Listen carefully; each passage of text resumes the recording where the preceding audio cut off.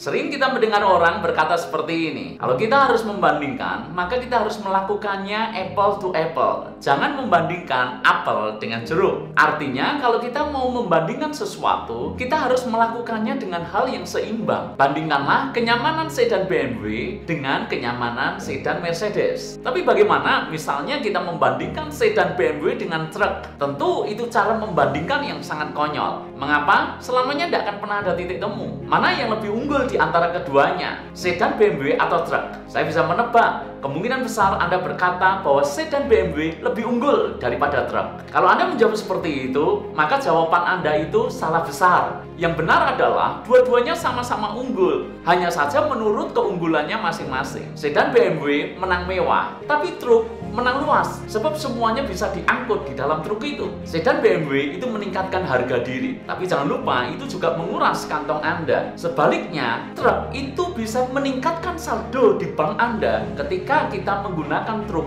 di dalam pekerjaan kita. Setelah Anda mendengar bahwa truk bisa meningkatkan saldo di bank Anda, sementara BMW justru menguras kantong Anda, jangan buru-buru juga menyimpulkan bahwa truk lebih unggul daripada BMW. Sebab jika Anda harus menjemput tamu atau kolega bisnis Anda, masakan Anda akan jemput pakai truk? Tidak mungkin, bukan? Kedua-duanya tidak bisa dibandingkan mana yang lebih baik dan lebih bermanfaat, sebab kedua-duanya itu diciptakan menurut tujuannya masing-masing. Pernahkah Anda frustasi ketika melihat nilai anak Anda jeblok? Anda lebih frustasi ketika melihat mata pelajaran yang menurut ukuran umum itu penting dan ternyata nilai rapornya merah semuanya. Pelajaran matematika, fisika, kimia, nilainya merah. Pelajaran bahasa, nilainya merah. Dan satu-satunya nilai penghiburan bagi Anda adalah pelajaran olahraga yang nilainya bagus. Atau satu-satunya nilai penghiburan bagi Anda adalah ketika pelajaran keseniannya sangat bagus. Tapi sebagai orang tua, kita berpikir, jika yang bagus adalah pelajaran olahraga atau pelajaran kesenian, bagaimana dengan masa depannya nanti? Kita pun berpikir kalau anak kita mungkin bodoh karena kecerdasan intelektualnya rendah.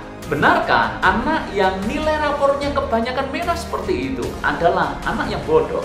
Kebanyakan orang akan menyetujuinya. Namun, daripada Anda ikut-ikutan mengamininya, melalui video ini saya ingin memberikan kepada Anda sebuah cara pandang yang menunjukkan bahwa nilai rapor merah itu tidak sama dengan anak kita bodoh. Saya justru lebih mempercayai bahwa setiap anak itu jenius, hanya saja dalam bidang yang berbeda. Masalahnya, kita itu kerap mengkaitkan jenius dengan angka, dengan hitung-hitungan, dengan kemampuan bahasa, atau dengan hal-hal lain yang sifatnya eksak.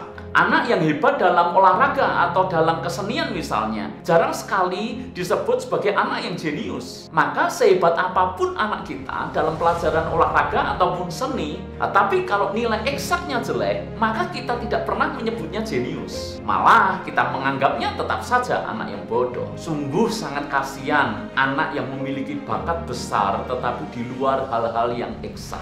Potensi mereka bisa mati gara-gara dicap sebagai anak bodoh.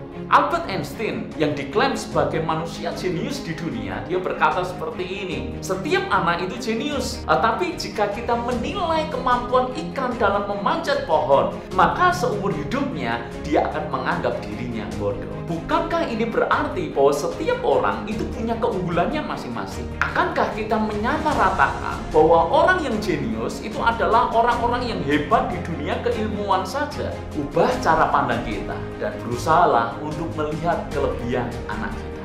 Sebab itu jangan pernah mematikan potensinya. Sebaliknya, berikanlah dukungan supaya dia bisa terbang seperti potensi unggul yang dimilikinya. Jangan pernah membandingkan anak kita dengan anak lain, sebab anak kita memiliki kepribadian yang berbeda, memiliki keunggulan yang berbeda, memiliki keunikan yang berbeda, dan memiliki panggilan hidup yang berbeda. Kalau Anda punya 2 anak, akankah Anda menganggap anak Anda yang hebat soal matematika itu lebih jenius dibandingkan dengan anak Anda yang hebat soal seni atau dalam hal olahraga? Apakah anak Anda yang menjadi pengusaha sukses itu lebih berhasil dibandingkan dengan anak Anda yang menjadi pendeta sederhana? Tentu saja itu tidak bisa dibandingkan. Karena itu kita tidak perlu membandingkannya. Jika kita nekat membandingkannya, maka itu sama saja kita membandingkan sedan BMW dengan truk. Semoga video kali ini mengubah paradigma kita tentang bagaimana kita melihat potensi anak kita. Kita sekarang tahu bahwa anak kita itu jenius menurut keunggulannya dan panggilan hidupnya masing-masing.